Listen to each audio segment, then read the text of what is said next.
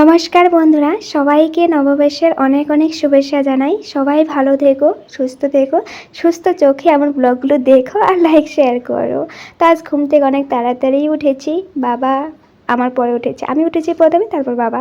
তারপর আমি বাসি ঘর দোরগুলো ক্লিন করে চা করে বাবাকে দিই। তো বাবার আজ অনেক কাজ আছে, সকাল সকালে উঠে পড়েছিল, কারণ আমাদের ঘরেই তো রসগোল্লা বানায়, ক্ষীর পনির এসব অর্ডার ছিল, এগুলো নিয়ে যাবে, তাড়াতাড়ি করে দিতে হবে।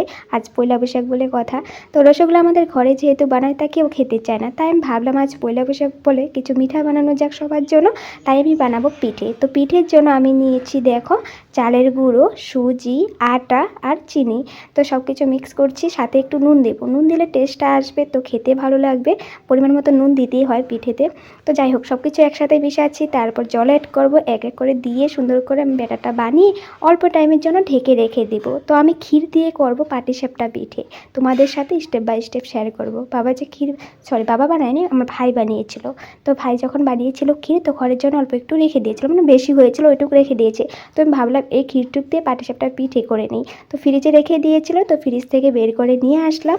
তো এখন বানাবো, তোমাদের সাথে স্টেপ বাই স্টেপ শেয়ার করব, দেখো তোমাদের ভালো লাগবে। ফ্রিজে রেখে দিয়েছিল, তো তাই শুকনো হয়ে একটা জমাট বেঁধে আছে। তো আমি চলে আসলাম বাইরে, তো আমাদের গাছের থেকে বেগুন তোলার জন্য। তো বেগুনটা তোলার সকাল সকাল কারণ আছে।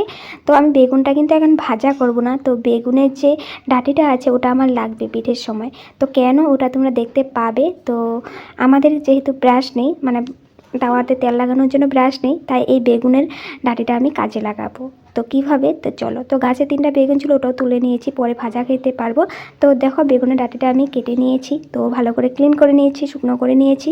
তো বাটিতে তেল নিয়েছি। তো এখন আমি তাওয়াটাতে রেখে দিয়েছি একটু শুকিয়ে যাওয়ার জন্য, কারণ ছ্যাঁচড়্যাঁচ করবে তো তেল দিয়ে লাগানোর পর। তো এখন তাওয়াটা গরম হয়ে যাওয়ার পর সরষের তেল নিয়ে আমি সুন্দর করে তাওয়াতে লাগিয়ে দিচ্ছি পিঠে বানানোর জন্য। তারপর তো তোমাদেরকে দেখাবোই কীভাবে আমি পিঠেগুলো বানাই, তো দেখো।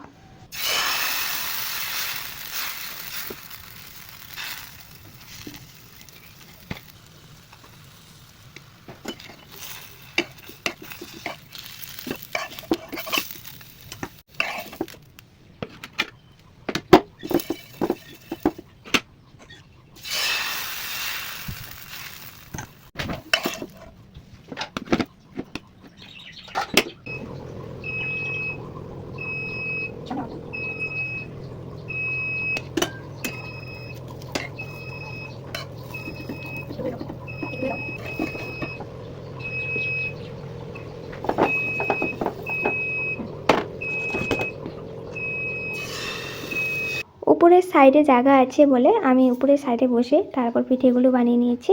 পাটিসাপটা পিঠে এই দেখো বানিয়ে নিলাম। তো চায়ের সাথে সবাই খেয়েছেও, তো সন্ধ্যার সময় খাওয়া দাওয়া হবে আবার। তো অল্প ব্যাটার রেখে দিয়েছিলাম মালপোয়া পিঠে করার জন্য। আমার বাবা আবার খুব পছন্দ করে পিঠে, মালপোয়া এসব, তাই বাবার জন্য বানিয়ে নিয়েছি। বাবা তো সকালবেলায় চলে গেছে, সন্ধ্যার সময় এসে খাবে। তারপর বানানো কমপ্লিট হয়ে যাওয়ার পর একটু টাইম বাইরে গিয়ে বসি, তারপর ভাই আবার মার্কেট চলে যায়, মার্কেট থেকে আবার নিয়ে আসে মাছ মাংস পয়লা বৈশাখ বলে। তারপর মা আর বৌদি রান্নাঘরে চলে যায়, রান্না বাড়া বসিয়ে দেয়, ডাল ভাত ভাজা এসব করে সকালে খাওয়া দাওয়া করার জন্য। তো মাছটা মা রান্না করবে, তো মাংসটা আমি করব। তো মাংসটা আমি করব এঁচুড় দিয়ে রান্না, মানে কাঁঠাল দিয়ে রান্না করব। তো এঁচুড়টা আমি কেটে নিয়েছি, এখন বয়েল করছি নুন দিয়ে। এই এঁচুড়টা আমার দাদা কিনে এনেছে, গাছ থেকে একটা পাড়া হয়েছে, ওটার রয়েছেই। কাল যে আমাদের ডাল খাওয়া হয়েছে, ডালে তো অল্পটুকু দিয়েছি, অল্পটুকু রেখে দিয়েছিলাম, ওইটুকুই আছে। মাংস দিয়ে রান্না হচ্ছে। তো আলুটা ভাজা করে নিয়েছি প্রথমে নুন হলুদ দিয়ে, এখন এঁচুড় যে অল্প হাফ বয়েল করে রেখেছিলাম ওটাও দিয়ে দিচ্ছি জলটা ছড়িয়ে। এখন ভালো করে কষাচ্ছি, মানে ভাজা ভাজা করে নিচ্ছি, তারপর নামিয়ে নিলাম। তারপর এখন আমি মশলাটা কষাবো। তো মশলাতে দেওয়ার আগে আমি প্রথমে পেঁয়াজ, লং, এলাচি, তেজপাতা এগুলো কষিয়ে নিয়েছি, ভাজা করে নিয়েছি, তারপর দিয়ে দিয়েছি মশলাটা মা রেডি করে দিয়েছিল। তো মশলাটা দিয়ে মশলাটাও এখন কষাচ্ছি, তারপর দিয়ে দিব মাংসটা কষানো হয়ে যাওয়ার পর ভেজে রাখা আলু আর এঁচুড়টা এসব দিয়ে দেবো, তোমরা দেখো বুঝতে পারবে। আর সাইডে মাছ ভাজাও করে নিচ্ছি।